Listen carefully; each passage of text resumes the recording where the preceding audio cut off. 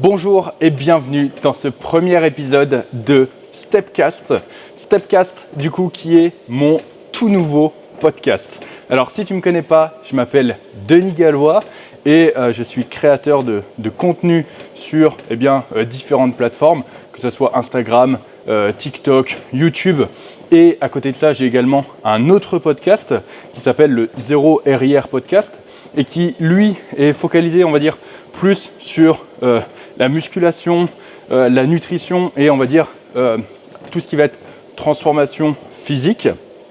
Et du coup, donc, je crée à partir d'aujourd'hui ce nouveau podcast qui s'appelle donc Stepcast. Le concept extrêmement simple. Je vais te parler de différents sujets tout en marchant soit sur un tapis, soit dehors. J'aimerais bien du coup dehors un peu plus souvent, étant donné que les beaux jours reviennent. Mais pour ce premier épisode, c'était beaucoup plus simple de marcher sur mon tapis, étant donné que je ne sais pas si l'épisode va être pertinent, je ne sais pas si le son va être bon, je ne sais pas si la vidéo va être bonne. Quoi qu'il en soit, c'est un peu un test et c'était un peu moins risqué, on va dire, de le faire sur tapis. Quoi qu'il en soit, si toi de ton côté tu juges que cet épisode est pertinent, que le concept te plaît ou même si tu as différentes choses à dire, n'hésite pas du coup à le dire dans les commentaires. L'espace commentaire bien sûr est ouvert et tu peux même laisser un petit avis aussi sur le podcast quand tu auras fini d'écouter ce premier épisode. Comme ça je saurai un peu ce que tu en penses. Pour en revenir du coup au concept, pour le moment, je suis tout seul. Si tu écoutes un peu mon autre podcast, tu sais que je l'anime avec mon frère. Et là, du coup, je suis tout seul. Alors, ne t'inquiète pas, l'épisode en fait de Stepcast, c'est, le but plutôt de Stepcast, c'est de pouvoir enlever toutes les contraintes qu'on a avec notre autre podcast. C'est-à-dire que notre autre podcast, on parle uniquement de muscu. Et la muscu, c'est cool, c'est ma passion, j'adore ça. Mais j'ai envie d'ouvrir ça à plus de sujets différents. J'ai envie de parler d'autres choses parce que je pense que j'ai pas mal d'autres choses à raconter qui peuvent être intéressantes. Mon frère également, des guests également. Et le but également à terme, ça serait pourquoi pas de vous faire participer. Mais ça, on en reparlera dans d'autres épisodes. Donc pour le moment, pour ce premier épisode, c'est moi tout seul. Et surtout, dans ce premier épisode, on va parler d'un sujet qui me tient un peu à cœur et tu vas voir qu'il n'a rien à voir avec la musculation. C'est plus ce qu'on pourrait apparenter à du développement personnel parce qu'on va parler tout simplement de la puissance plutôt de ce que tu peux décider d'être. Alors dit comme ça, tu vas te dire mais putain, mais qu'est-ce qu'il va me raconter cet enfoiré? Mais je t'assure que ça peut être assez intéressant. Et tu vas voir que au final, d'où m'est venu ce sujet. À côté de ça, moi je fais du coaching. Je fais du coaching, donc j'accompagne plusieurs athlètes ou non-athlètes dans leur transformation physique et dans l'obtention de leur objectif, tout simplement. Et en fait, il y a une grosse partie de suivi un peu psychologique dans ces coachings. C'est-à-dire que oui, je vais leur dire par exemple quoi manger, comment s'entraîner, je vais ajuster leur programme, etc. Je vais tout ajuster, mais en fait, il y a une grosse partie qu'on néglige qui est celle du suivi psychologique. Et je me suis aperçu, maintenant, ça fait des années que je fais ça maintenant, je me suis aperçu tout simplement que de par mon expérience, de par les choses également que j'ai vécues, parce que j'ai entre guillemets eu la chance de vivre des moments pas faciles dans ma vie et des moments aussi forcément un peu plus joyeux, mais encore une fois, là c'est assez important, la façon dont je te l'ai dit, parce que je t'ai dit j'ai eu la chance de vivre des moments pas faciles et tu vas voir que le but c'est vraiment de te parler un peu de tout ça, de te donner un peu les leçons que j'ai pu tirer de tout ça. Et en fait ça fait un peu écho à mon autre podcast. Souvent on partage des anecdotes, souvent on partage des faits et en fait on en tire ce qu'on appelle des petites morales. Là on va dire que ces épisodes de Stepcast, du moins ceux où j'interviendrai en solo, seront en fait, si tu veux, des morales de plus grandes histoires et de leçons du coup que j'ai pu tirer d'événements qui me sont arrivés dans ma vie et pourquoi pas d'expériences que j'ai eues, de rencontres que j'ai eues, etc.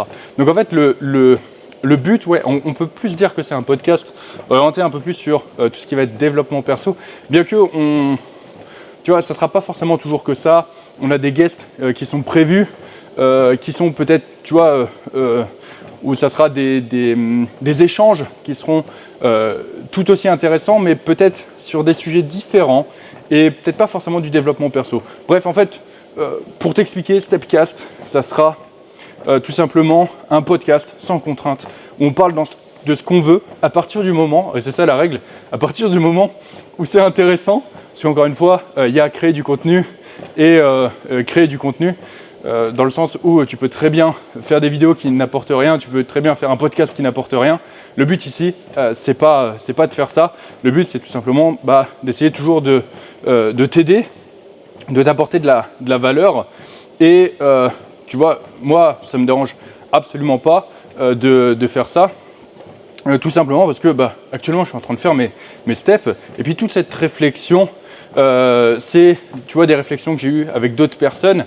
Mais parfois, je me dis que je suis quelqu'un qui pense énormément et je réfléchis énormément. Et d'un autre côté, tu vois, c'est bénéfique pour moi de créer ce podcast. Pourquoi ? Parce que d'un côté, ça m'évite aussi de payer un psy. Quoi qu'il en soit, on va attaquer du coup avec le sujet. Moi, c'est un sujet qui me tient vraiment à cœur et c'est un sujet qui est venu, on va dire, plusieurs fois dans mes coachings, dans les personnes que j'ai rencontrées. Et c'est en fait la puissance de la phrase « je suis » et ce qui vient après. Parce qu'au final, aujourd'hui, tu peux décider d'être n'importe quoi. Et en fait, ce n'importe quoi peut être quelque chose de positif, tout comme quelque chose de négatif. C'est-à-dire que ce que tu mets après les deux mots « je suis », ça peut vraiment changer ta vie. Et je vais te raconter un peu l'histoire de ma vie, comment j'en suis venu, on va dire, à cette réalisation. Et encore une fois, le but, c'est de te donner des exemples. Et je sais que parfois, tu sais, juste entendre l'histoire de quelqu'un, ça peut toi-même tu peux toi-même de ton côté avoir un déclic et ça peut tout simplement juste te faire gagner masse de temps sur ce que tu veux faire de ta vie, sur la façon dont tu vois la vie, sur plein de choses. Et c'est pour ça aussi que je fais ce podcast. Donc, je ne dis pas que j'ai la vie la plus intéressante, mais en tout cas, il m'est arrivé certaines choses qui peuvent être intéressantes de partager. Et tu sais, de la même façon un peu que comme certaines personnes qui vont lire des autobiographies, tu sais, tu vas dire « Putain, mais lui, il en a chié dans sa vie, au bout d'un moment, il lui est arrivé ça, il en a tiré telle leçon, et tu arrives à t'identifier à ça, et du coup, maintenant, tu as step up dans ta tête juste parce que tu as lu quelque chose qui était arrivé à quelqu'un, et tu vois, c'est un peu comme si tu avais eu un déclic. C'est vraiment en fait ce que je veux transmettre un peu avec Stepcast et avec ce premier épisode qui va être du coup la puissance du « je suis ». Et pour t'expliquer ça, ça va être assez long, hein. Donc je pense que si tu es actuellement en train de marcher, je pense que très honnêtement, tu vas pouvoir marcher pendant un petit moment. Le but, c'est pas non plus de faire des épisodes de 3 heures, mais voilà, j'aimerais bien une durée de podcast aux alentours des 1 heure. Mais du coup, voilà, tu es prévenu, si tu pars pour marcher, ça peut être un peu long ce que je vais te raconter. Et donc, cette histoire commence lorsque tout simplement j'étais gosse. Lorsque j'étais gosse, donc lorsque j'étais à l'école primaire, il faut savoir que j'allais dans une petite école de campagne. Et en fait, l'avantage, et qui peut être vu comme un inconvénient par certaines personnes, c'est que les petites écoles de campagne, en fait, vu comme il n'y a pas beaucoup d'élèves, eh bien, souvent, ils regroupent plusieurs niveaux. C'est-à-dire que, tu vois, tu as une classe qui va faire CP, CE1, CE2, et tu as une classe qui va faire CM1, CM2, avec un peu de CE2, tu vois, et tu as plusieurs niveaux au sein d'une même classe. Et en fait, ça, pour moi, ça a été un gros avantage. Pourquoi ? Parce que le petit Denis, à l'époque, eh bien, ça lui a permis de suivre les cours des personnes qui étaient au-dessus. C'est-à-dire que quand j'étais en CE2, je faisais ce que faisaient les CM1, et lorsque j'étais en CM1, je faisais ce que faisaient les CM2, tu vois, et même un peu plus que ça. Et ça m'a vraiment beaucoup aidé, parce que à terme, ce qui s'est passé, c'est que j'ai sauté le CM2 et je suis arrivé directement au collège. Et d'ailleurs, c'est un tournant important de cette histoire. Donc quoi qu'il en soit, le petit Denis, il va donc dans cette école primaire de La Jonchère-Saint-Maurice. Alors là, personne ne connaîtra, mais petite dédicace. Et en fait, à l'époque, c'est très simple. Moi, j'ai qu'une envie dans ma tête, c'est d'être comme mon daron. Il faut comprendre un truc, c'est que j'ai grandi sur une ferme. Donc c'était la ferme de mes grands-parents que du coup mon père a repris. Et moi, du coup, je suis ultra content, je suis ultra heureux comme gamin. J'ai vachement de verdure autour de moi et j'ai des animaux partout. Enfin bref, c'est juste trop bien pour un gamin de grandir sur une ferme, même si parfois c'est un peu dangereux, mais ça on en parlera peut-être dans un autre podcast. Et en gros, ce qui se passe, c'est que moi je veux être comme mon daron, je veux être comme mon grand-père. En fait, il y a du coup 3 hommes qui travaillent sur la ferme. C'est mon grand-père, mon père et mon oncle. Et tu vois, dans ma tête quand je suis gamin, c'est la définition de la virilité. Tu vois, genre c'est les mecs qui cassent du bois à la hache, ils portent les animaux. Bref, incroyable. Tu vois, pour moi, il y a trois super-héros sur la ferme. Tu montes Superman, j'en ai rien à foutre. Tu montes mon daron en t-shirt avec la petite veine sur les biceps. Je suis là, je fais putain, je vais être pareil, tu vois. La maîtresse à l'école, elle me dit tu veux faire quoi, Denis, plus tard? Je lui dis je vais être comme mon papa. Et le truc, c'est que donc mon grand-père, mon oncle et mon père, ils ont une particularité, les 3, c'est qu'ils sont extrêmement bons en maths. Mais quand je te dis extrêmement bons en maths, c'est genre du calcul mental à la vitesse de l'éclair, de l'estimation de distance à la vitesse de l'éclair. Pour te dire, par exemple, mon grand-père, il est capable, donc sur la ferme, on a des vaches, on a des cochons, et mon grand-père, il est capable, il prend un petit porcelet qui vient de naître, il prend ses 2 doigts comme ça, tu vois, tac, tac, et il te pèse le porcelet avec une estimation avec ses doigts, il fait un truc chelou, tu vois, et il est capable de le peser comme ça, avec des distances, des machins, des trucs. Et quand je te dis il te le pèse, c'est tu vérifies et il a bon, tu vois. Et il fait ça tout le temps. Et il est capable d'estimer des trucs comme ça. Mon daron, tu vois, il est capable d'estimer une distance, c'est pareil, au mètre près, tu vois.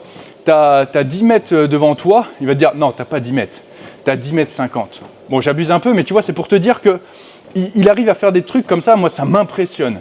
Et quand je te dis du calcul mental, c'est quand il faut calculer des trucs, quand il faut...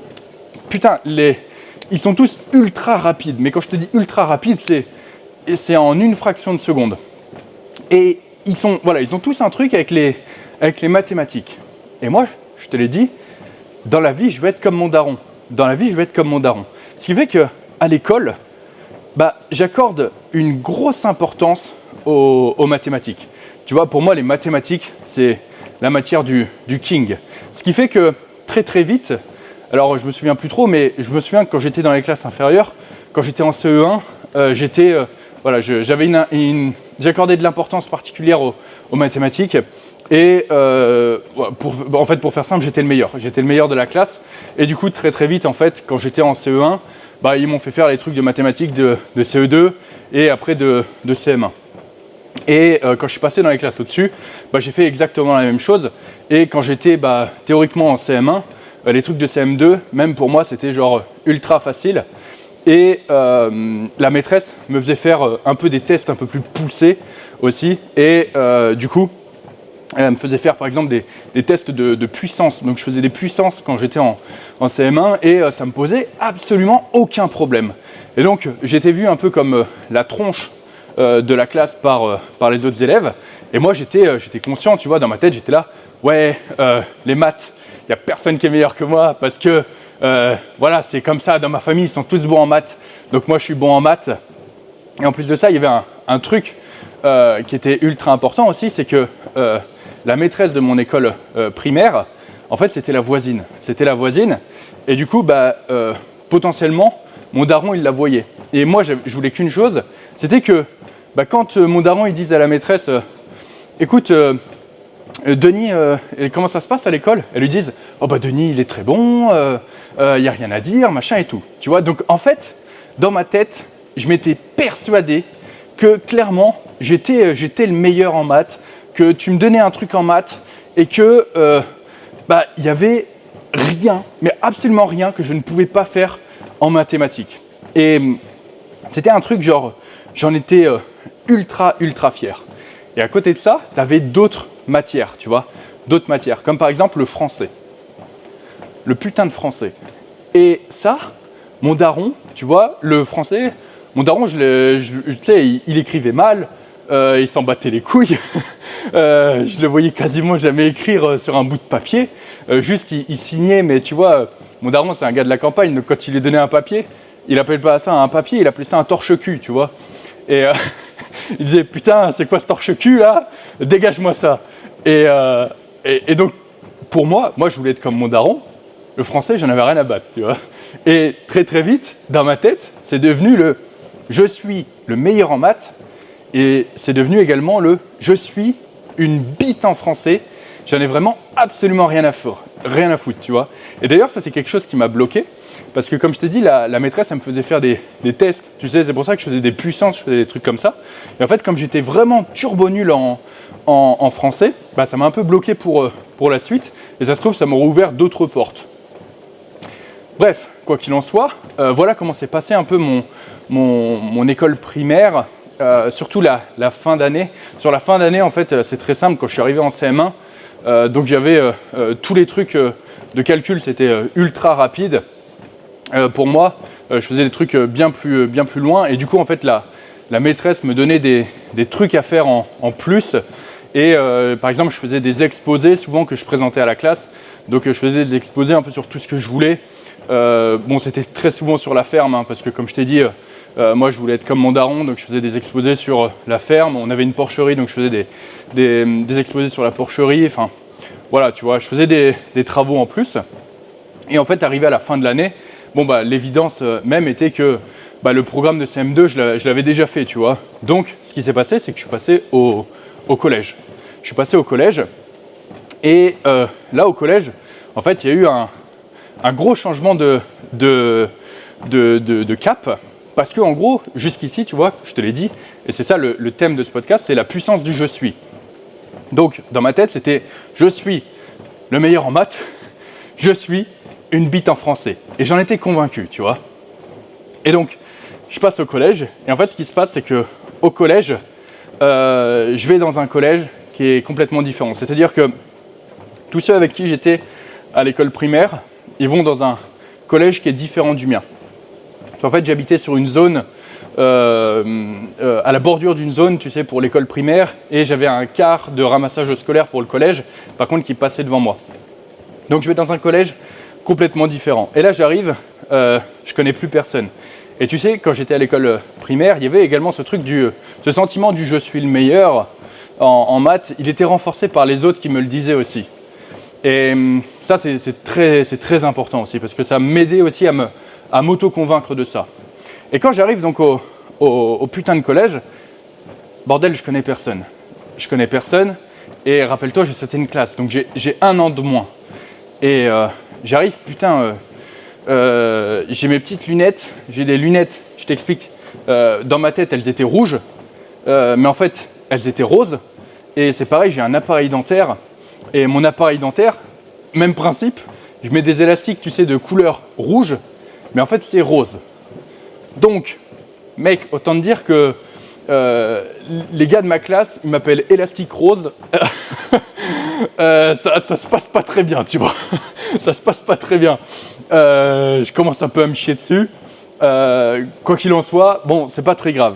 Et tu vois, il faut que je me fasse ma place dans tout ça. Et jusqu'ici, j'étais le meilleur de la classe et tout, j'étais très bon.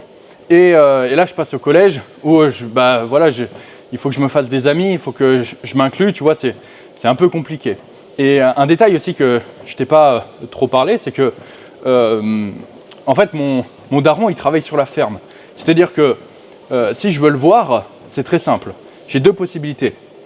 Soit il faut que je le vois au moment des repas, mais au moment des repas en général, il a la turbodale, donc il est surtout concentré sur le fait de bouffer. Soit en fait il faut que j'aille sur la ferme. Il faut que j'aille sur la ferme et du coup il faut potentiellement que je l'aide, etc. Et vu comme je suis passé au collège, mes horaires aussi au niveau de l'école, c'est plus du tout les mêmes. Ce qui fait que le daron, je le vois quasiment plus. Et le daron, en fait, faut savoir un truc, c'est il s'en bat un peu les couilles de ce que je fais. Aujourd'hui encore, tu sais, il sait même pas quelle étude j'ai fait, il sait même pas quel métier je fais. Tu vois, donc je perds également un peu, tu sais, ce côté. Mon daron approuvait ce que je faisais, je lui montrais ce que je faisais, j'en étais fier. En plus, du coup, la maîtresse était la voisine, etc. Et elle, ma daronne, elle travaille loin, très loin. Et on va dire que c'est pareil, je la vois assez peu. Et encore une fois, Denis, il est assez grand pour se démerder. Et voilà quoi, s'il veut faire quelque chose de sa vie, il travaille. S'il veut rien faire de sa vie, il travaille pas. Donc, tu vois, je perds également un peu ce côté où mes darons approuvaient un peu ce que je faisais. Et donc, je suis au collège et donc je perds tout ça. Je perds ce côté, je suis le meilleur, il faut que je me fasse une place et j'ai plus ce sentiment d'approbation de mes parents. Et dans ma tête, je sais pas ce qui se passe. Je pense qu'il y a beaucoup de jeunes qui font ça et je pense qu'il y a beaucoup de jeunes qui pensent ça. D'ailleurs, je sais qu'il y a beaucoup de lycéens qui écoutent potentiellement mon autre podcast, donc peut-être qu'il y aura beaucoup de lycéens qui vont écouter ce podcast-là. Mais tu vois, dans ma tête, je me dis, Denis, si tu veux te faire des amis, il faut que tu sois un mec cool. Et un mec cool, c'est quoi? Un mec cool, c'est un gars qui n'est pas premier de la classe, tu vois. En mode, c'est plus cool d'être le dernier de la classe que d'être le premier de la classe. Et je me dis, en gros, il vaut mieux que je sois dans les derniers que je sois dans les premiers parce que c'est plus cool. Et encore une fois, tu vois, je me dis, Denis, je suis un mec cool. Donc, un mec cool, c'est pas un gars qui a des bonnes notes, tu vois. Encore une fois, c'est subjectif. C'est subjectif dans le sens où, je sais plus, genre en 6e, j'avais 16 de moyenne, tu vois. Donc, ça reste quand même bon. Mais par rapport au reste de la classe, j'étais plutôt dans la moyenne basse. Les autres, tu vois, ils étaient un peu... je me souviens, moi, quand j'étais au collège, il n'y avait pas un bruit, il n'y avait personne qui foutait le bordel. C'est bien plus tard, quand je suis arrivé au lycée, que j'ai vu que potentiellement, il y avait des gens qui faisaient un peu plus de conneries. Mais globalement, on était tous à peu près sages. Et du coup, donc, ce qui se passe, c'est que à partir de là, mes notes un peu commencent à diminuer. Et progressivement, en fait, je suis un mec cool est remplacé par les cours c'est dur, tu vois. Les cours c'est dur, les cours, je suis nul, tu vois. Ça commence à se transformer en ça. Et par contre, je suis nul en français, qui jusqu'ici était, on va dire, bien présent, lui, il est d'autant plus renforcé. Et en fait, on commence à avoir des nouvelles matières, de l'anglais, etc. Et plus on avance, et plus je commence en fait à me dire, ouais, je suis nul dans cette matière, je suis nul en ça, je suis nul en ci, etc. Et voilà, je passe ma scolarité comme ça. Et il faut également se rendre compte de quelque chose, c'est que j'avais donc des facilités lorsque j'étais à l'école primaire, et j'avais jamais réellement travaillé, j'avais jamais réellement appris à travailler. Parce que tous les autres, eux, ils travaillaient, mais moi, c'était trop facile, tu vois, genre, on me donnait un truc, mais en 10 secondes, c'était fait. Et là, j'arrive au collège, et ouais, il y a des devoirs, tu vois, qu'il faut faire à côté, il y a des trucs et tout, ça demande de travailler. Et moi, jusqu'ici, en fait, j'ai fait que me reposer sur mes acquis. J'ai jamais vraiment appris à travailler. Et là, au collège, c'est un peu un choc. Et très très vite, en fait, je me mets à pas faire mes devoirs, et puis je commence à découvrir d'autres trucs, tu vois, je commence à jouer aux jeux vidéo, et ça c'est quand même bien plus cool, parce que ouais, Ok, faut aller voir le daron sur la ferme, faut travailler sur la ferme. Sauf que maintenant, j'ai plus mes bonnes notes à lui présenter. Et puis si je veux être avec lui, il va m'embaucher, tu vois. Je peux pas juste être à côté de lui et le regarder travailler. Non, si je vais avec lui, il va me donner une pelle et il va falloir que je relève l'ensilage. Donc tu vois, c'est bien plus cool je rentre, je me mets sur l'ordi, et puis quand le daron il rentre à 8h pour manger, voilà, j'éteins tout pour pas qu'il me grille que j'étais en train de jouer à l'ordi, et puis voilà quoi. Et donc c'est comme ça que je passe mon année de collège, et là j'arrive au lycée. Et là au lycée, rebelote, tu vois. Toutes les personnes avec qui j'étais au collège, donc tous les potes que je m'étais fait, ils vont dans un lycée différent du mien. Pourquoi ? Parce que moi je voulais faire du théâtre. Alors, me demande pas pourquoi. À cette époque, en fait, si tu veux, progressivement, ce qui s'était passé, c'est que au fur et à mesure de mon année de collège, donc mes résultats s'étaient de plus en plus dégradés et j'étais devenu un peu le petit rigolo, tu vois. Moi, je faisais des blagues, je faisais le con et je faisais rire tout le monde. Tu vois, c'était un peu ma position. Moi, j'étais le rigolo. Et du coup, je voulais m'orienter en fait vers une carrière dans le stand-up. C'était à l'époque, il y avait une émission qui s'appelait On ne demande qu'à en rire sur France 2 et j'aimais beaucoup cette émission et voilà, je voulais dans ma vie, voilà, je voulais être humoriste, je voulais faire des sketchs, je voulais faire des trucs comme ça, tout simplement. Et du coup, je suis parti dans un lycée différent de tous ceux de mes potes pour faire du théâtre. Et donc là, rebelote, j'arrive. Encore une fois, je suis tout seul. Et par contre, voilà, donc ça a évolué. Et dans ma tête, alors le je suis le meilleur, il a été effacé depuis ultra longtemps. Le je suis bon en maths, il n'existe plus du tout. D'autant plus que, tu vois, à l'époque, les mathématiques qui m'intéressaient, moi, c'était, tu vois, genre tout ce qui était calcul mental, etc. C'est les trucs que tu fais. En fait, ouais, c'est le niveau élémentaire, mais moi, je voyais mon daron qui faisait ça m'impressionnait et c'était ce que je faisais en cours, tu vois, donc je faisais des liens. Dès que ça a commencé à être de la géométrie, des trucs comme ça, moi, ça m'intéressait plus, tu vois. Jamais j'avais vu mon daron prendre une équerre à un compas, j'en avais plus rien à foutre, tu vois. Donc, je suis passé au lycée et dans ma tête, voilà, c'est, voilà, je suis le mec drôle, je suis nul et je suis cool parce que je suis nul, tu vois. C'est exactement ça que je me dis dans ma tête à ce moment-là. Et bien sûr, il y a toujours le « je suis nul en français ». C'est-à-dire que le « je suis nul en français », mais je fais même pas d'effort, tu vois, pour écrire. Je fais même pas d'effort pour écrire, j'en ai strictement rien à foutre. Mais vraiment, je fais des fautes à tout va, je me relis même pas. Pour moi, je suis nul et je suis turbo nul et je pourrais jamais changer ça. Et donc, je passe au lycée et là, c'est très simple, donc je reste sur ces convictions et c'est là où je commence à découvrir la muscu. Je commence à découvrir la muscu et donc je commence à m'entraîner et assez vite, sur mon année de première, je commence à aller en salle de sport. Et là, clairement, dans ma tête, c'est « je suis le sportif ». Je suis le sportif et là, je veux plus du tout être comme mon daron. Pourquoi ? Parce que mon daron supporte absolument pas que je fasse du sport. Il déteste la muscu. Il appelle ça la ferraille. Et la ferraille, ça sert à rien. Ce qui compte, c'est le vrai travail sur la ferme. Et moi, dans ma tête, alors à cette époque-là, je veux pas être coach sportif. Je veux pas être nutritionniste comme aujourd'hui.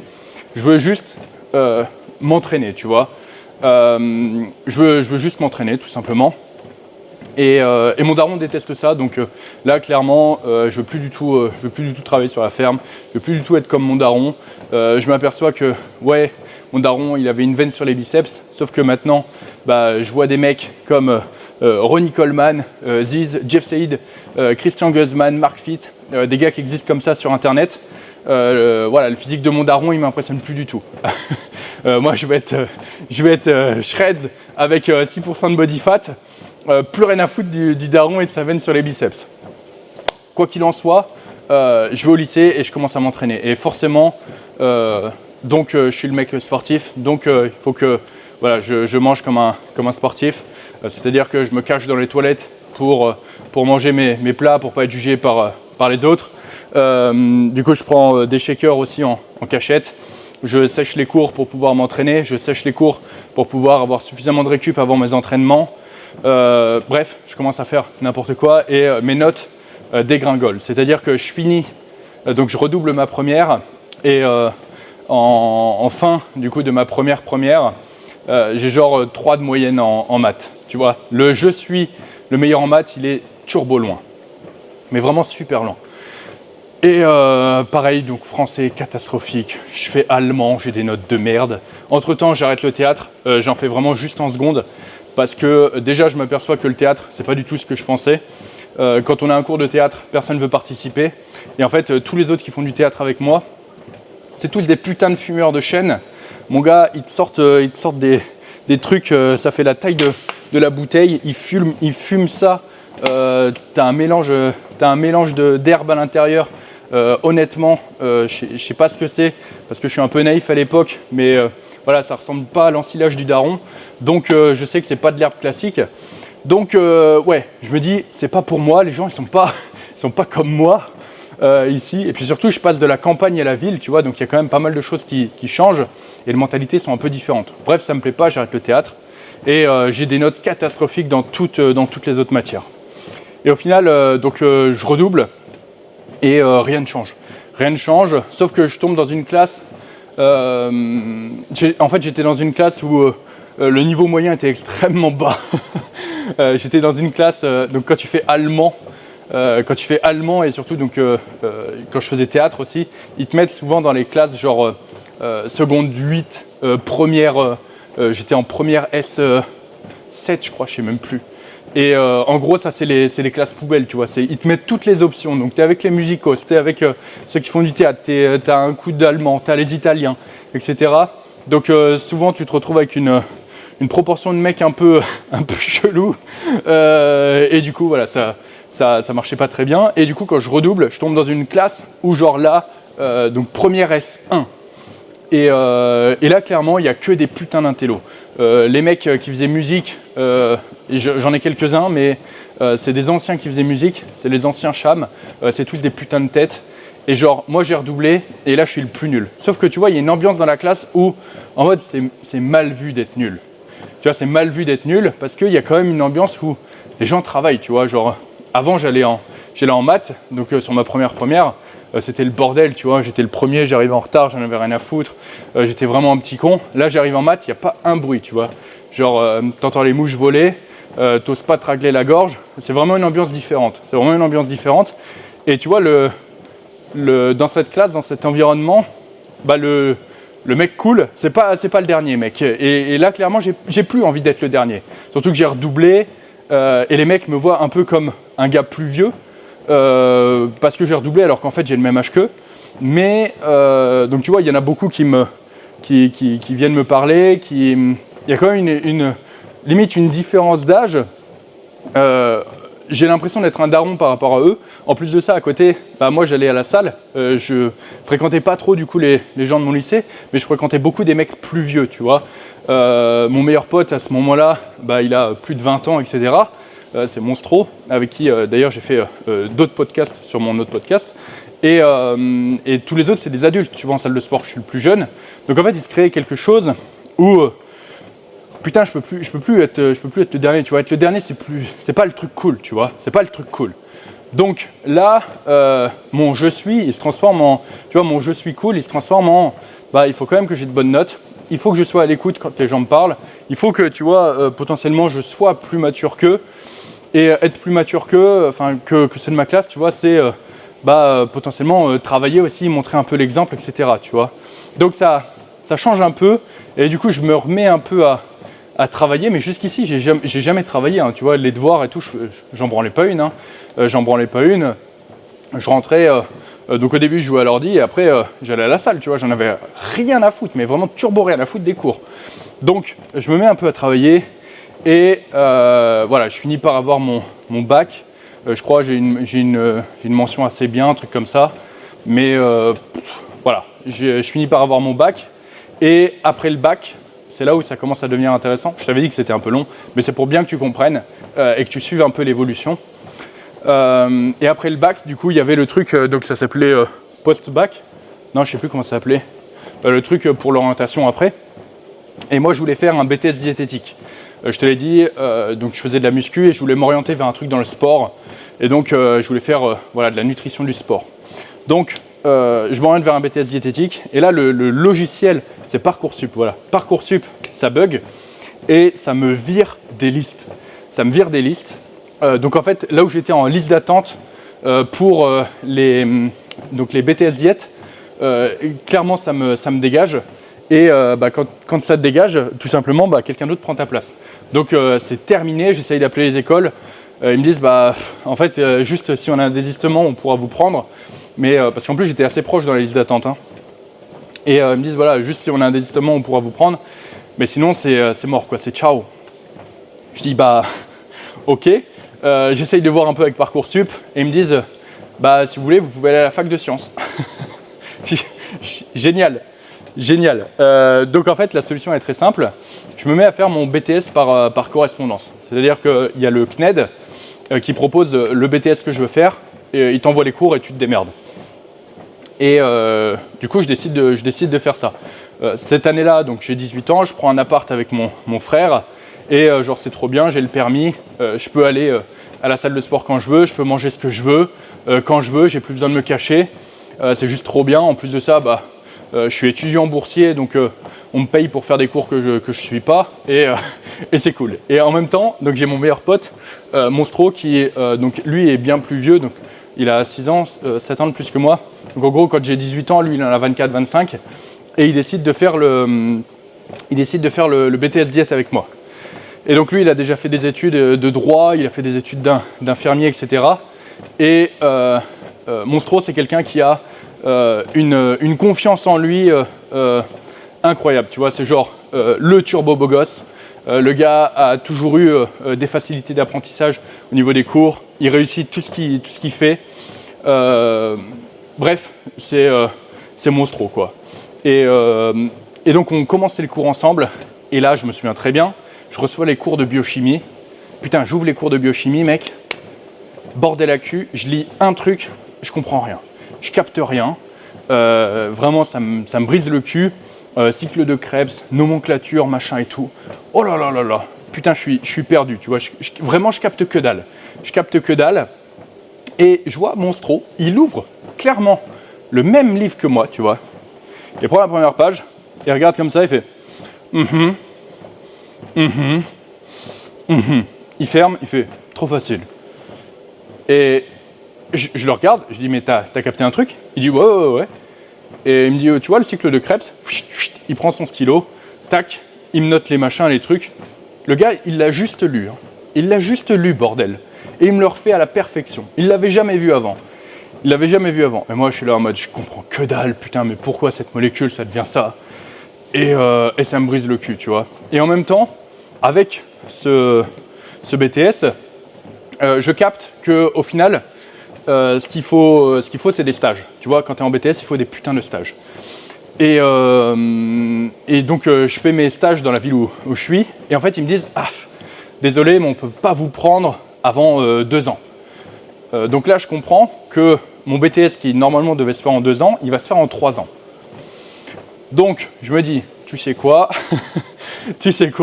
les cours, c'est dans longtemps. Les examens, je m'en bats les couilles si je les passe. Bref, je m'en fous, tu vois. Et je laisse, donc clairement, j'ouvre plus un cours pendant 2 ans. Et je fais, du coup, j'avais quand même quelques stages dans ma deuxième année, parce que du coup, donc, en 3 ans, ça a fait ça. Première année, j'ai rien branlé. Deuxième année, j'ai juste fait quelques stages. Et troisième année, j'ai fait le restant de mes stages. Et ce qui s'est passé, c'est que j'ai quand même tenté l'examen lors de la deuxième année, parce que vu comme j'étais boursier, il fallait quand même que je me présente. J'y suis allé, j'avais rien ouvert, et je me suis tapé des notes catastrophiques. Mais vraiment genre catastrophiques. Et j'ai dit, vas-y, les couilles, de toute façon, m'en fous, c'était, voilà, je voulais avoir les bourses, et du coup, je voulais juste le passer l'année prochaine. De toute façon, j'aurais jamais pu le valider, parce qu'il me manquait mes stages, et je pouvais pas présenter mon mémoire. Quoi qu'il en soit, voilà comment ça s'est passé. Et en fait, sur cette première année, donc je branle rien. Vraiment, je branle rien. Et la deuxième année, je commence à faire des stages. Et en parallèle, je commence à faire des petits boulots parce que en fait, genre juste au début j'étais boursier, mes parents me donnaient un peu de thunes, mais en fait j'avais que dalle comme thune, tu vois, j'avais vraiment que dalle et je pouvais juste pas vivre. Donc je commence à faire des petits boulots de merde, mais vraiment genre des boulots de merde. J'ai tout fait, hein, j'ai vraiment tout fait comme boulot. J'ai fait du nettoyage, mise en rayon, enfin bref, tous les trucs que t'aimes pas trop faire, quoi. Mais bon, à côté de la ferme, c'était cool, tu vois. La ferme, c'est vraiment, c'est vraiment le pire truc, tu vois. Donc c'était cool. Et puis la ferme aussi, ça me payait pas. Donc là, j'étais payé et c'était pas ultra agréable, mais ça passait. Tu vois, j'ai fait de la vente, j'ai fait plein de trucs. Et j'ai fini par atterrir à travailler dans une salle de sport, donc un Basic Fit, le premier Basic Fit qui est ouvert dans ma ville. Et en fait, cette époque-là, elle a été ultra... j'ai beaucoup appris en fait sur cette période parce que, alors, j'ai pas appris dans le sens où qu'on entend, mais en fait, j'ai surtout appris ce que je ne voulais pas faire. Et en fait, c'est très simple. Dans la vie, quand tu sais ce que tu ne veux pas faire, eh bien, ça t'aide plus facilement à mettre en place des actions pour ce que tu veux faire. Et donc, j'ai fait ça. J'ai commencé donc à travailler là-dedans. Et ça se passait à chaque fois mal. L'ambiance à Basic Fit, quand j'y travaillais, mes collègues, ils étaient vraiment pas ouf. Il y avait une ambiance de merde, etc. Ça me brisait les couilles. Donc, j'ai fini par tout plaquer au bout d'un moment.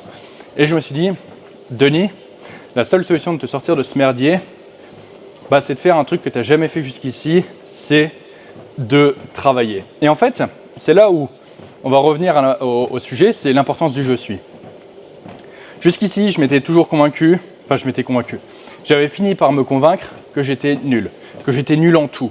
J'ai vu Monstro à côté de moi réussir en 2 secondes quelque chose qui, selon moi, j'avais estimé qu'avec tous les efforts du monde, eh bien, je n'y arriverais pas. Et j'ai fini vraiment par m'auto-convaincre que j'étais une merde. Que j'étais une merde et que voilà, je pourrais rien faire et que tout serait trop dur pour moi. C'est comme ça, il y a des gens, ils naissent, ils sont plus intelligents que d'autres. Et moi, malheureusement, j'ai pas eu cette chance, tu vois. Dans la vie, il y avait les intellos et les cancres. Et moi, du coup, j'étais pas... Voilà, tu vois, un peu comme en muscu, il y en a qui disent, voilà, lui, il a une bonne génétique, c'est pour ça qu'il est musclé. Moi, j'ai une génétique de merde, c'est pour ça que je suis pas musclé. Mais en réalité, bien souvent, la différence aussi, elle se fait dans les efforts qui sont fournis. Et souvent, en fait, quand tu te trouves des excuses, quand tu te persuades d'excuses comme ça, eh bien, tu finis par te dire que c'est irrémédiable et que toi, tu es comme ça et que tu ne pourras jamais le changer.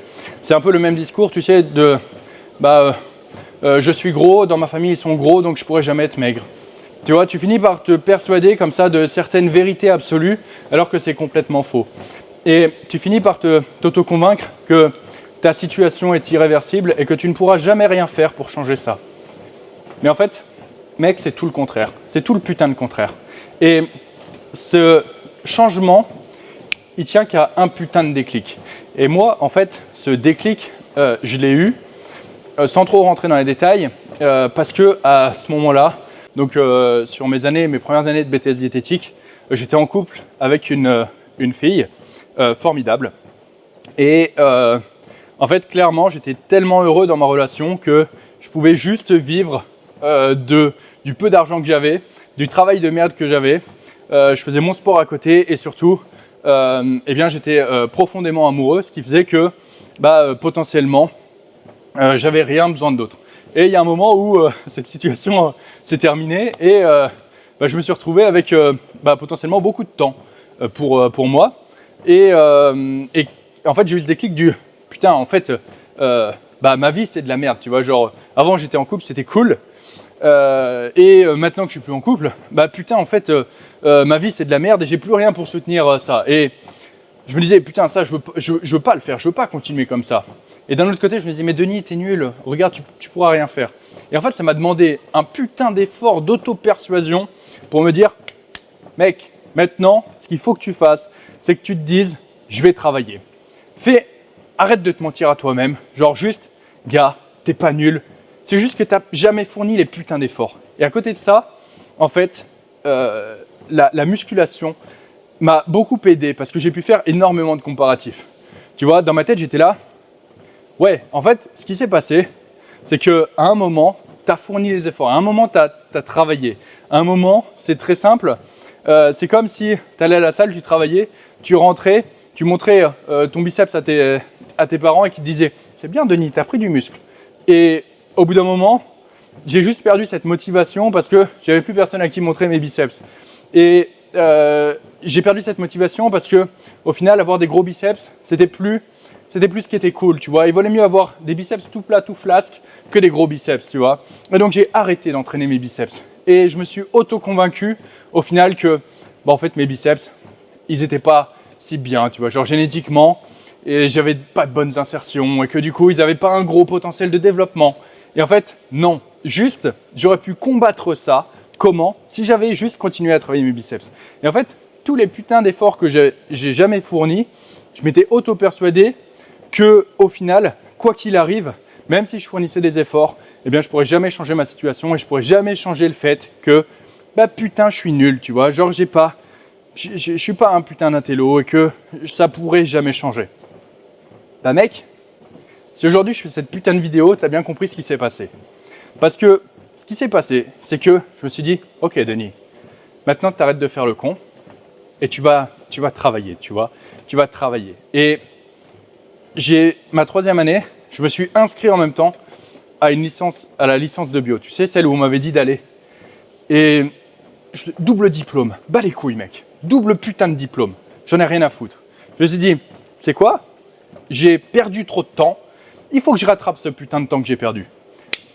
Et là, j'ai pris mes cahiers. J'ai ouvert et j'ai juste en fait enlevé de ma putain de tête le Denis, t'es nul, tu vois.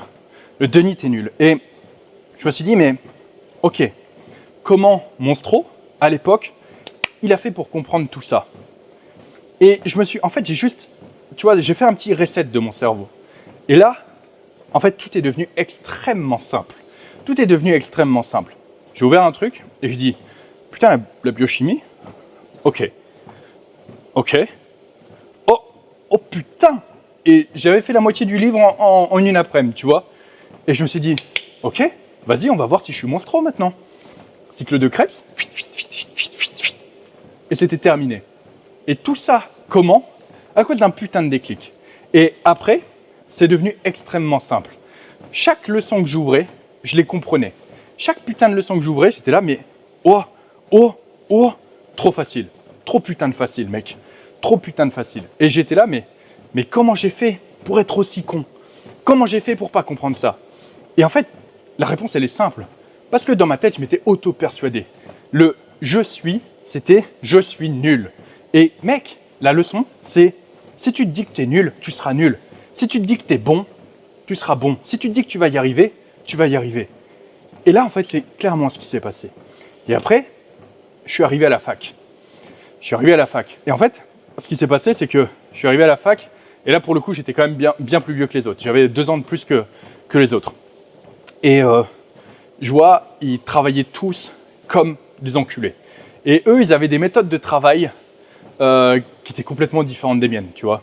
Genre, ils notaient tout, ils mettaient de la couleur, ils faisaient des fiches de révision et tout. Moi, j'étais là, j'avais jamais en fait appris à travailler parce que j'avais jamais travaillé. Mais par contre, à partir du moment où je m'étais mis à travailler, en fait, je travaillais avec mes méthodes. Et c'était en fait des méthodes qui me correspondaient à moi. Et je comprenais pas comment les mecs, ils pouvaient ne pas comprendre. C'est-à-dire que j'allais en cours magistral, j'écoutais le cours. Par contre, j'écoutais vraiment le cours. Je sortais, c'est bon, c'était bon. C'était dans ma tête, j'avais pris mes notes, c'était terminé. Le cours, il était imprimé dans ma tête, j'avais plus besoin de l'ouvrir.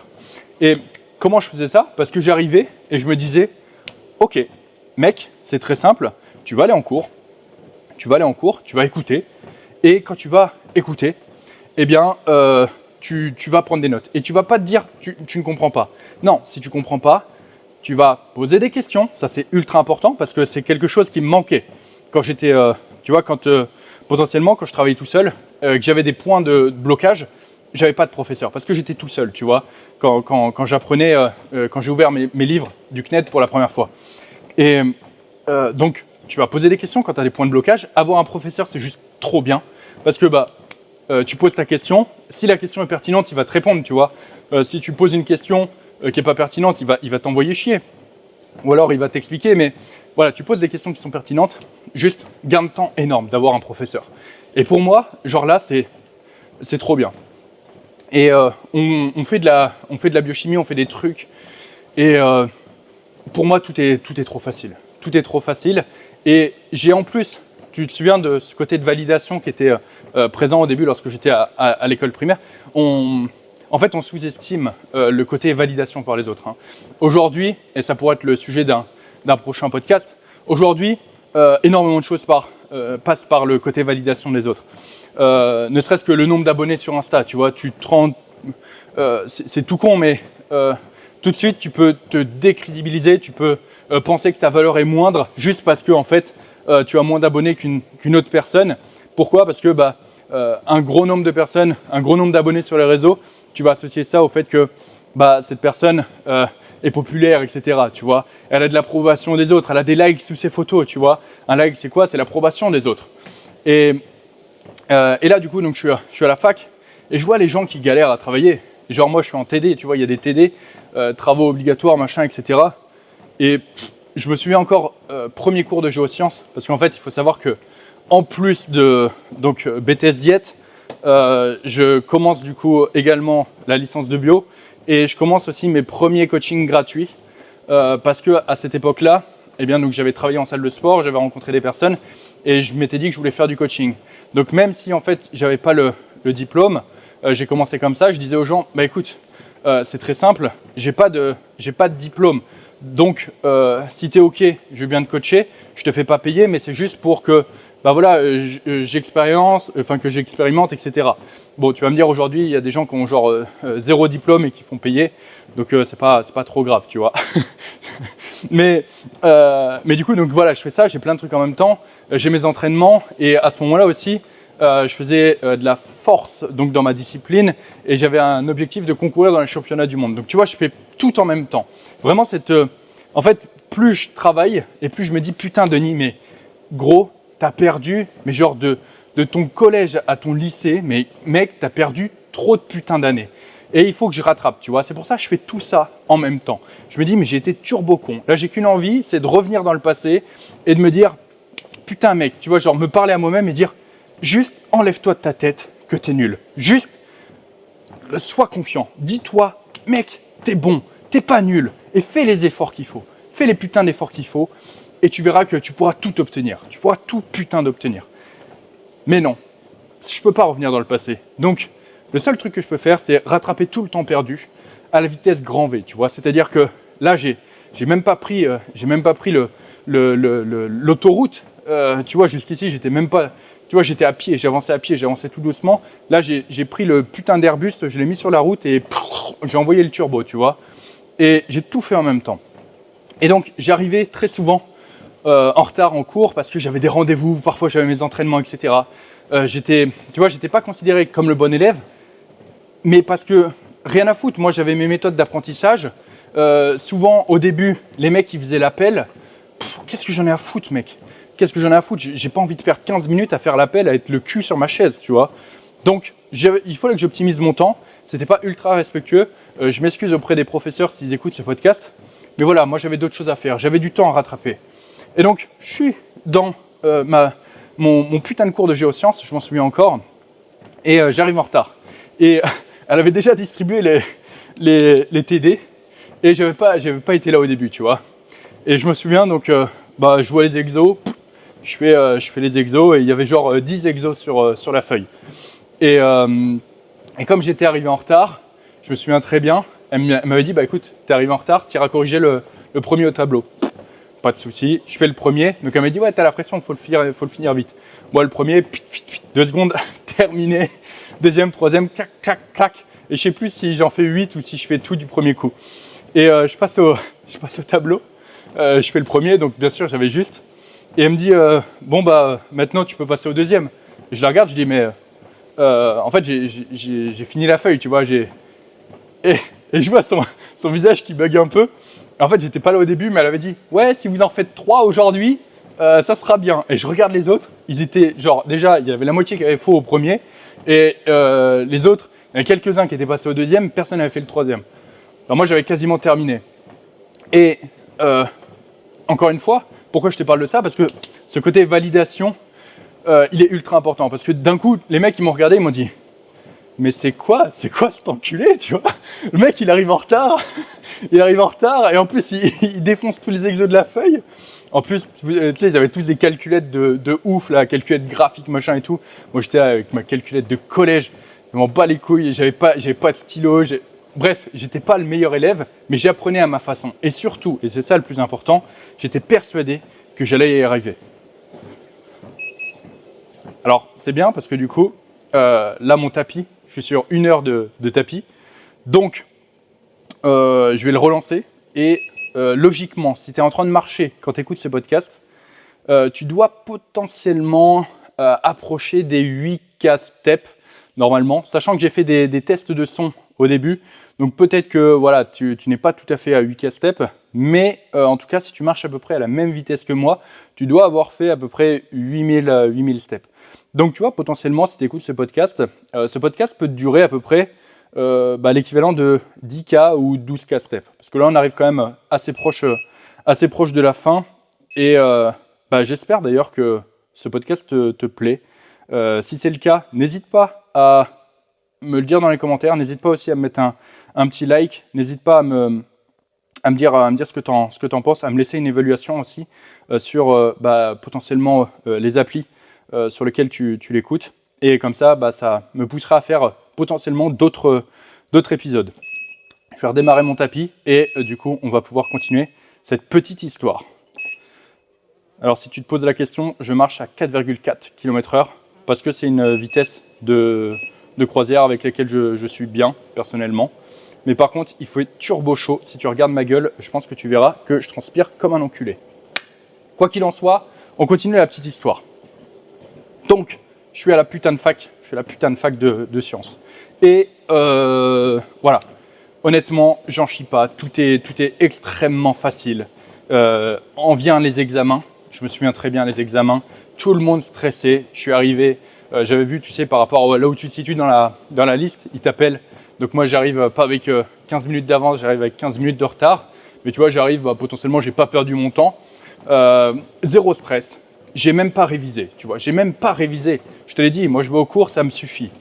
Et du coup, je fais les putains d'examens. Et je crois, sur ma première année, donc je sais plus combien on est, mais je finis 4e ou 5e, un truc comme ça. Il faudrait que je ressorte mon bulletin. Donc je suis pas major de promo, mais je suis pas dans les derniers. Je me dis, ok, Denis, c'est plutôt pas mal, dans le sens où tu t'es pas fait chier à réviser, tu vois. Tu t'es pas fait chier à réviser et t'es quand même genre dans le top 5. Donc c'est ok. Et entre-temps, en fait, mes cours de BTS Diète, il faut savoir un truc, c'est que je les avais arrêtés. Pourquoi je les avais arrêtés? Parce que, en fait, je me dis, mais mec, c'est trop putain de simple, tu vois, c'est trop putain de simple. Si je veux, je fais tous les cours en 1 semaine. Et en fait, petit à petit, j'avais toujours cet effet de renforcement dans ma tête du je suis qui, en fait, tu vois, au début, c'était ok, je suis pas trop mal, tu vois, je suis pas trop mauvais finalement. Et après, au fur et à mesure, avec la licence de bio, l'approbation des autres, c'est ok, potentiellement, je suis le meilleur de ma classe. Putain, je suis sacrément bon dans ce cours-là. Putain, l'enzymologie, je suis trop bon. Putain, et en fait, tout ce que j'entreprends devient un succès immédiat à partir du moment où juste je me mets dedans et je fais les efforts qui correspondent. C'est-à-dire qu'à côté, je t'ai dit, je veux préparer les championnats du monde de développé couché. À ce moment-là, du coup, je me prépare et en fait, au moment où je me suis dit ça, je reprenais tout juste le mouvement. Tu vois, je reprenais le développé couché, j'avais 60 kg au développé couché. Même si j'en avais déjà fait très lourd avant, j'avais jamais fait une barre à 200 kg. 200 kg au développé couché, mec, c'est une barre que, on va dire, j'allais dire le 1% des gens feront, mais c'est moins que ça, tu vois. Le nombre de personnes qui benchent 200 kg en salle de sport, ça court tellement pas les rues, c'est une minorité. Et moi, je me dis ça, je me dis, mec, tu vas y arriver, tu vas y arriver. Tu vas tout faire pour. Et je me souviens, j'avais cette insolence. Je l'avais dit parce qu'à ce moment-là, du coup, je fréquentais la salle où je travaillais, donc je connaissais encore quelques personnes. Et j'avais dit, écoutez-moi bien, les gars, j'annonce janvier de je ne sais plus quelle année, j'aurai ma première barre à 200 kg sur une assistance au développé couché. Les mecs, ils me voient, je suis à 120 à ce moment-là, tu vois, et ils me disent putain, ils rigolent un peu, mais voilà, j'ai de l'assurance. J'entreprends quelque chose, et quand j'entreprends quelque chose, je me dis que je vais y arriver. Je me dis pas, ça va être dur. Je me dis pas, je vais en chier. Je me dis pas, je ne vais pas y arriver. Non, je me dis, mec, je vais y arriver. Et si c'est dur, je ne vais pas abandonner. Je vais juste faire ce qu'il faut pour y arriver. Et en fait, j'ai un total changement de mindset. Et avec la fac, c'est là où c'est ultra intéressant. Avec la putain de fac, ils nous font ce qu'on appelle le projet Voltaire. Et là, c'est un peu une revanche par rapport à ce que j'ai dit précédemment. Le projet Voltaire, c'est quoi? C'est en fait des leçons de français, parce qu'en fait, ils se sont aperçus que le niveau de français d'orthographe moyen était complètement mauvais. Et ils nous font ça. Et en gros, à la fin, tu passes ta certification Voltaire si tu écris sans faire de faute, tu vois. Et rappelle-toi, dans ma tête, je suis en mode, ok, Denis, t'es mauvais. Tu vois, t'es mauvais. En français, t'es une bite, t'es nul à chier. Et là, tu vois, je commence Voltaire avec mon état d'esprit différent. Et genre là, je commence à faire attention, je commence à me relire, Et en fait, juste, mec, ça se passe trop bien.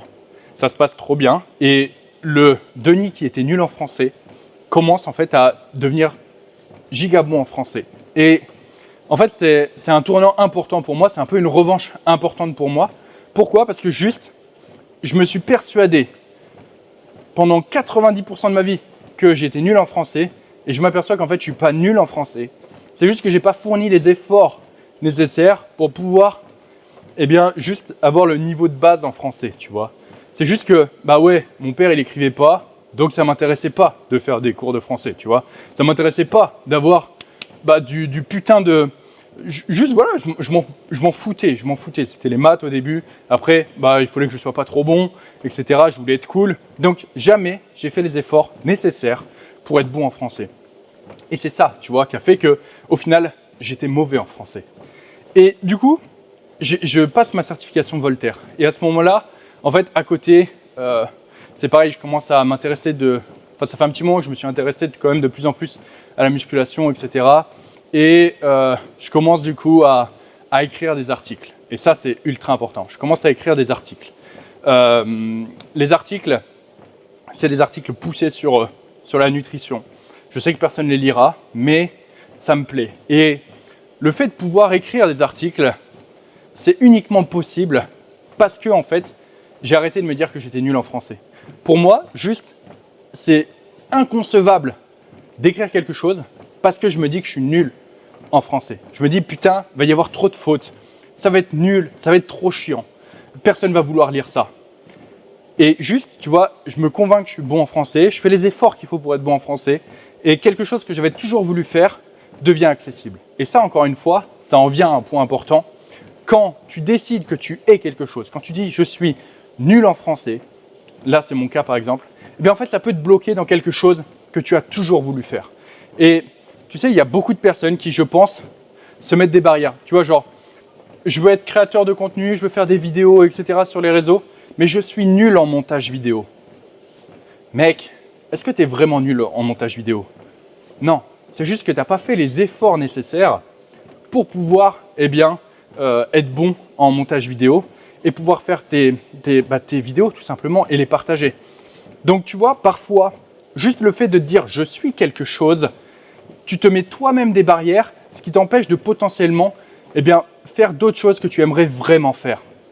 Et c'est vraiment ça le but du podcast, c'est la puissance du « je suis » et vraiment le fait que c'est toi qui détermines ce que tu es réellement. Et donc, pour en revenir à la timeline, parce que ça part un peu dans tous les sens, du coup, je vais à la fac. La fac, du coup, donc, je m'en sors très bien. Et vient, du coup, le moment du BTS. Et là, le BTS, rappelle-toi, j'ai fermé les cours, je les ai pas rouverts. c'est pas réouvert. Et en fait, ce BTS, entre-temps, j'ai vu du coup, donc j'ai fait des stages, j'ai vu comment ça se passait. Et en fait, je perds beaucoup d'intérêt également de par ce BTS. C'est pas quelque chose que je veux faire. Je m'aperçois que les diététiciens, au final, en milieu hospitalier, ils font juste ce que leur disent les médecins. Donc c'est le médecin en fait qui a tous les pouvoirs. C'est pas ultra intéressant. Je m'aperçois que je fais des consultations pour de l'obésité, de la perte de poids, etc. Mais c'est pareil, c'est pas ce que je veux faire. Au final, je m'aperçois que ouais, le BTS diététique, c'est juste un BTS cuisine qui est déguisé, tu vois, avec un peu de biochimie et de pathologie. Et donc j'avais perdu un peu cet intérêt, mais il me faut quand même le titre, parce qu'une fois que j'ai le titre, potentiellement je fais ce que je veux, tu vois. Quand tu as le titre de diététicien nutritionniste, tu fais ce que tu veux. Donc je me présente à l'examen et c'est très simple. Je me souviens, je prends un logement parce que c'était à Jonzac que je passais mes examens, donc c'était assez loin. Je prends un logement là-bas et c'est très simple. J'arrive la veille de l'examen, donc c'était un lundi l'examen, c'est du lundi au vendredi. Et genre j'arrive le dimanche, j'ouvre, je fais tous les cours de l'examen que j'ai pour le lendemain. Et je passe l'examen. Et tu vois, les examens c'est sur des demi-journées. Donc parfois le matin et un peu l'après-midi, mais c'est assez rare, tu vois. Et donc je fais ça. Et par exemple le dimanche, je prépare mes examens du lundi. Le lundi, je prépare mes examens du mardi, etc., etc. Et je fais ça et je finis par avoir mon BTS. Je finis par avoir le BTS. Et c'est genre, c'est bon. J'ai mon titre, je peux exercer, etc. Et là, c'est assez intéressant parce que du coup, je commence à... Voilà, j'ai mon BTS. Et à côté, je continue la licence parce que je me dis, il faut que je sois tout simplement étudiant toute ma vie. Voilà, c'est le constat que je me fais. Je me dis, Denis, tu as perdu trop de temps. Au final, les cours, c'est juste trop bien. Mec, j'apprends des trucs facilement. Quand j'ai des questions, je pose à un prof et ça me débloque très très vite la situation. Je dis quoi qu'il en soit, je me le dis, tu as perdu trop de temps. À partir de maintenant, il faut que tu rattrapes tout ça. Tu seras étudiant toute ta putain de vie pour rattraper ça. Et aujourd'hui encore, alors je ne vais plus en cours, mais je continue d'avoir des formations. J'ai toujours une formation en cours, peu importe le domaine, pour du coup obtenir toujours des putains de compétences. Et en fait là, le déclic, il est de plus en plus puissant pour moi, dans le sens où j'ai validé mon BTS. Après, du coup, potentiellement un échec, tu vois, la première fois que j'ai ouvert les cours, et mon mindset a complètement changé. Et surtout maintenant que j'ai mon BTS, faut que j'en fasse quelque chose. Et j'ai décidé d'ouvrir un bureau de consultation. Et là, ça commence avec les démarches administratives. Parallèlement, du coup, je commence à faire de la création de contenu. J'écris de plus en plus d'articles. Je lance un premier podcast qui a été d'ailleurs un échec. Bref, je commence en fait à me diversifier et à faire plein de choses. Et en fait, je peux maintenant faire n'importe quoi. C'est-à-dire que j'ai tellement confiance maintenant en mes capacités. Maintenant, mon je suis, c'est, écoute, je suis peut-être pas le meilleur en tout, mais je ferai n'importe quoi pour pouvoir atteindre mes objectifs. Et je me donnerai les moyens d'atteindre mes objectifs. Ouais, putain, la paperasse, c'est dur, mec. Ouvrir un local, etc., c'est chiant, c'est dur. Tu te dis que tu vas pas y arriver, c'est beaucoup d'argent. Pas les couilles, je fais ce qu'il faut, tu vois. Je veux écrire des articles, publier des articles. Ça demande quoi? Il faut un site web. Je monte un site web. J'apprends du coup à monter des sites web. J'apprends à écrire, j'apprends à publier. Je commence du coup ma création de contenu également avec un podcast. Donc j'apprends à m'enregistrer. J'apprends à faire plein de choses. Je commence à faire des vidéos cuisine. Je commence à faire plein de trucs. Et en fait, tu vois, montage vidéo, enregistrement audio, tout ça. Mec, tout ça, c'est dur, tu vois. Et en plus, je fais tout ça en même temps.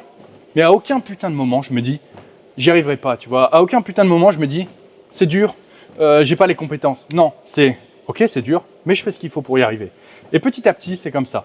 Et petit à petit, je finis par mettre en place des choses. J'entreprends des choses. Et ça me suit, tu vois. Je commence du coup à faire un peu plus de vidéos sur la muscu. J'arrive du coup sur TikTok, etc. Je commence à créer. Et petit à petit, ça commence à prendre, tu vois. Ça a pas pris tout de suite, hein, ça a mis plusieurs années avant que ma création de contenu soit vue et soit mise en avant et que les gens m'identifient, etc.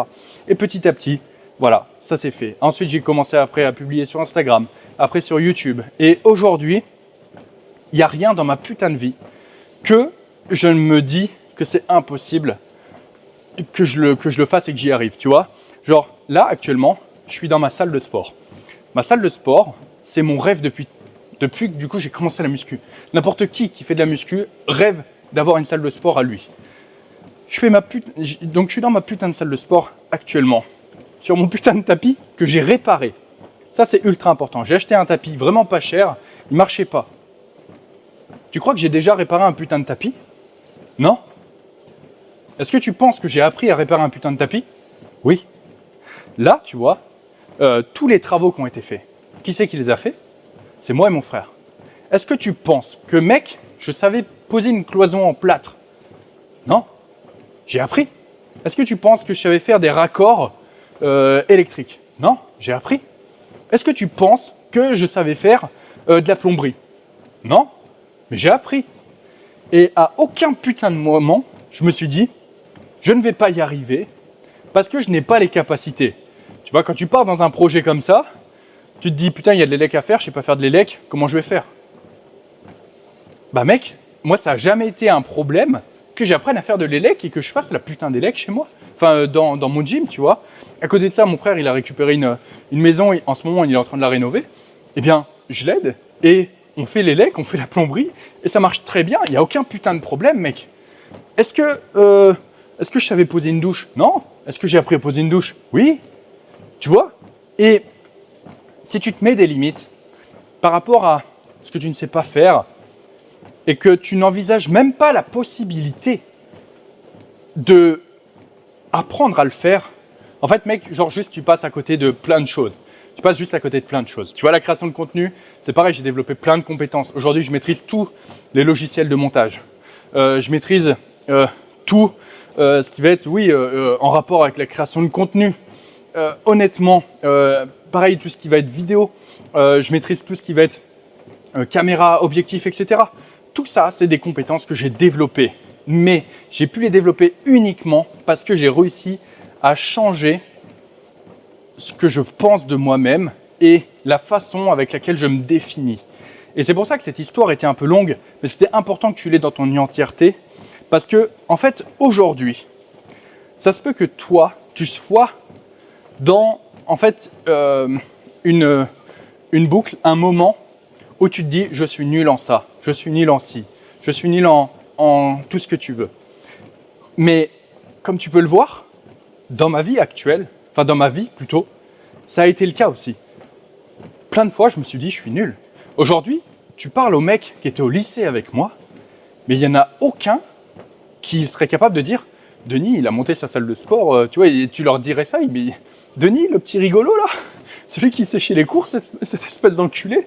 Mais il n'y en a aucun. Parce que même moi, dans mon discours vis-à-vis d'eux, je leur disais, mais j'étais ultra négatif, tu vois, je leur disais « Les gars, mais moi, je pourrais jamais rien faire de ma vie, je suis trop nul, tu vois ».